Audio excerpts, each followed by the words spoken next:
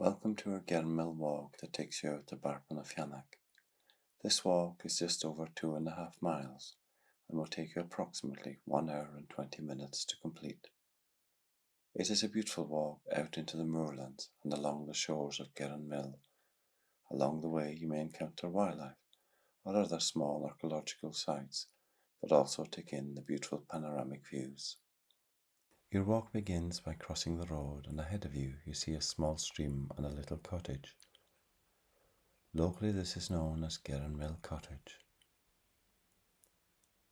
At one time there was an old mill here, dating back to the 1900s. At one time there were 3 mills in North Uist, but due to a lack of historical information or any documentation, we know little about them. Continue your walk out to the left-hand side, through the first gate and along the shores of the loch.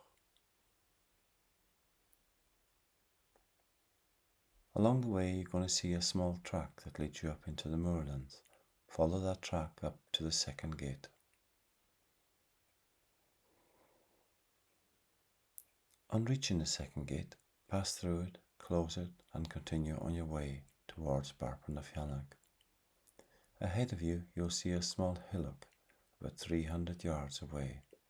Make your way to it, and once on the top, take a look around you, look behind you and take in the beautiful views. In the distance you'll see Aire and Togail, close by the small village of Aire, down towards Clachan Sands, the high hill of Pabby, and way in the distance the mountains of Harris. As you continue along the shore you'll see many small islands. Archaeologists tell us that there is evidence here of habitation at one time, probably as far back as 3500 BC. Continue on your walk, aiming towards the V between North and South Lee, and on reaching the next little summit, pause and take a look around. Take in the panorama of the loch. This truly is a beautiful place. Vast open moorland surrounded by water. You might hear the distant cry of the black-throated diver. Geirean Mill is also a famous fishing loch, and from the months of May, June, July, you might find many people out here fishing for trout, and from August, September, October, you will often see them out in the lochs fishing in a small boat with a local gillie in search of sea trout and salmon.